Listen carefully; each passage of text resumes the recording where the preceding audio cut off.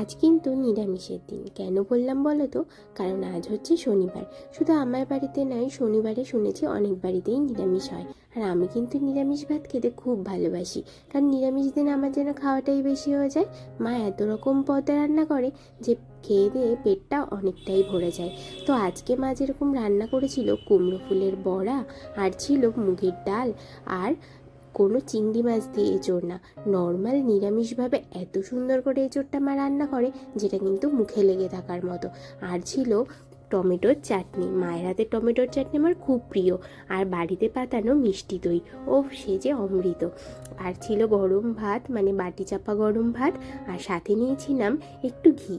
গরম ভাতে ঘি দিয়ে খেতে সে যে কী ভালো লাগে। তো চলো, আজকের মতো ভিডিওটা আমি এখানেই শেষ করলাম। তো তোমাদের কেমন লাগলো অবশ্যই কিন্তু জানাবে। আর সবাই ভালো থাকবে, সুস্থ থাকবে। দেখা হবে আবার পরের ভিডিও।